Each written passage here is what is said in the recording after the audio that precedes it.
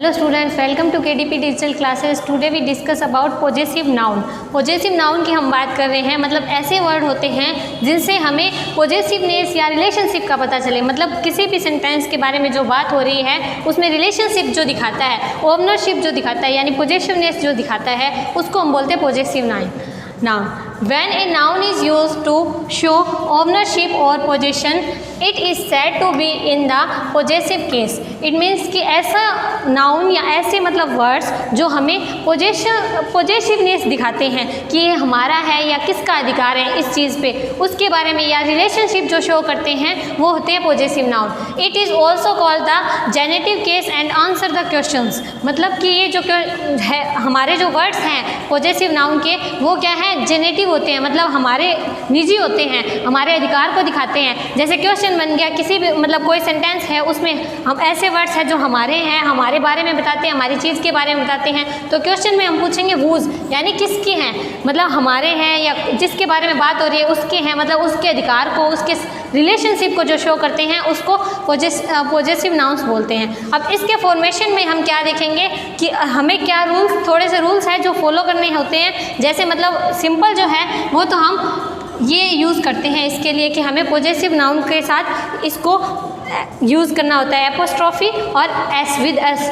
तो ये क्या है, ये तो सिंपल फॉर्मेशन में है. जैसे हम देखते हैं, फर्स्ट है possessive case of singular noun is form by adding an apostrophe and s to it. It means ऐसे वर्ड्स जिनके साथ हम एपोस्ट्रॉफी, यानी ये साइन को बोलते हैं एपोस्ट्रॉफी, जिसके साथ एस का यूज हो, मतलब का के की हमारी चीज़ को दिखाते हैं. जैसे एग्जांपल में देखो, काउज है तो मतलब सिंगुलर नाउन है, तो अगर हम इसको कन्वर्ट करेंगे, मतलब पोजेसिव नाउन में कन्वर्ट करेंगे तो काउज बनेगा, मतलब काउ का या के या की. ये जैसे बॉय है तो बॉयज़ एस लगाया है, मतलब बॉय का के की, जिसका अगर हम यूज़ करते हैं उसको हम बोलते हैं पोजेसिव नाउन्स.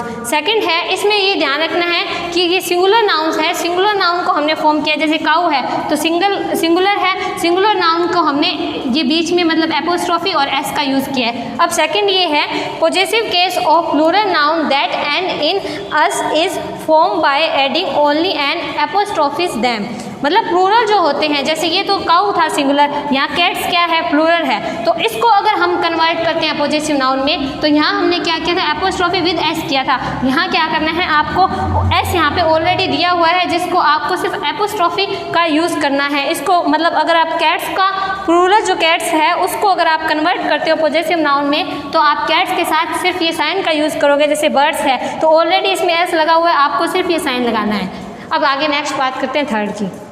तो अब हमने पढ़ा था, फर्स्ट जो इसका रूल था वो ये था कि पोजेसिव केस जो होता है, मतलब नाउन जो था उसमें हमें अगर सिंगुलर मिलता है तो आगे हम उसमें एपोस्ट्रॉफी और एस दोनों का यूज़ करेंगे. सेकंड में पढ़ा था कि प्लूरल जो होते हैं जिसमें पहले से एस लगा होता है उसमें सिर्फ एपोस्ट्रॉफी का यूज़ किया जाएगा. अब थर्ड जब हम बात कर रहे हैं वो ये है कि possessive case of plural nouns that do not end with s is form by adding an apostrophe and s to them. It means ऐसे प्लूरल वर्ड्स जिनमें पहले जो प्लूरल तो है बट उसमें एस का यूज़ नहीं होता. जैसे ऑक्सन, तो ये क्या है, ये वर्ड ऐसे हैं, ये प्लूरल वर्ड है बट इसमें लास्ट में एस का यूज़ नहीं है. तो इसमें क्या करेंगे, इसको जब हम कन्वर्ट करेंगे तो एपोस्ट्रॉफी और एस दोनों लगेंगे. इट मीन्स पहले से अगर एस होता है प्लूरल वर्ड्स में तो हमें इसको सिर्फ एपोस्ट्रॉफी लगाना है, और अगर लगा हुआ नहीं लगा हुआ इसमें एस तो हमें इसके साथ एक्स लिखना है. जैसे चिल्ड्रन है तो ये प्लूरल वर्ड है बट इसमें एस का यूज़ नहीं है, तो इसके साथ हमें एपोस्ट्रॉफी और एस दोनों का यूज़ करना पड़ेगा. अब फोर्थ जब हम बात कर रहे हैं, the letter s is omitted when hissing sound come together as. मतलब ऐसे लेटर्स जिनमें हिशिंग साउंड आता है, जिसमें हमें ऐसा लगता है जैसे दोनों वर्ड सेम हो, जैसे एस का यहाँ भी वर्ड एस है और यहाँ भी वर्ड एस है, तो हिशिंग साउंड मतलब बोलेंगे उस साउंड को तो सिर्फ एक एस की आवाज़ आएगी. जैसे एग्जाम्पल में देखेंगे, justice sake, Moses sake. It means क्या है कि इसमें एक ही एस की आवाज़ आ रही है. जैसे इसके एस और इसके एस, मतलब अगर हम है तो दोनों में, बट हम अगर साउंड की बात कर रहे हैं तो सिर्फ एक एस की आवाज़ आएगी. ऐसे वर्ड्स में इस तरीके से यूज़ होता है. अब हम बात कर रहे हैं कि इनका यूज़ कहाँ कहाँ कैसे होता है. जैसे डिनोट लिविंग बींग्स एज तो लिविंग बींग्स में कैसे होगा, द गर्ल्स बुक, बुक्स की बात हो रही है, किसकी बुक्स है, गर्ल्स की बुक्स है।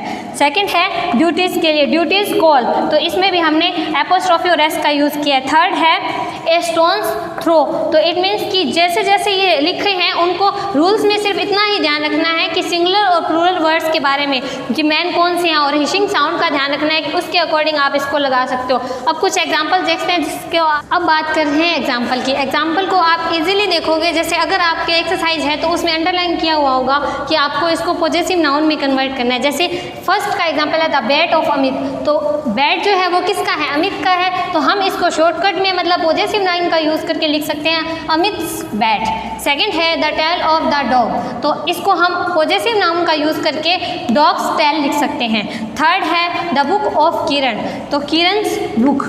और फोर्थ है the nest of the birds. अब इसमें क्या है, इन तीनों में तो सिंगुलर नाउन के साथ सिंगुलर का हमने सीधा मतलब एपोस्ट्रॉफी और एस का यूज़ किया है, बट इसमें क्या है प्लूरल वर्ड्स है। इसका एग्जांपल बता रहे हैं, इसमें मैंने एस का यूज़ नहीं किया है। देखिए the nest of the birds, it means the birds nest, it mean यहाँ जो सिर्फ एपोस्ट्रॉफी का यूज़ किया गया, एस का यूज़ नहीं किया गया। क्यों नहीं किया गया, क्योंकि ये और ये दोनों वर्ड्स क्या है, प्लूरल है, और मैंने आपको बताया था प्लूरल वर्ड में जो लास्ट में एस है तो आप सेकंड यहाँ एस नहीं लगाओगे। और अगर ऐसे प्लूरल वर्ड्स आते हैं जिनमें लास्ट में एस नहीं होता है तो उसमें एपोस्ट्रॉफी के साथ एस लगेगा, जैसे आप सिंगुलर में लगाते हो। बाकी अभी नेक्स्ट देखते हैं।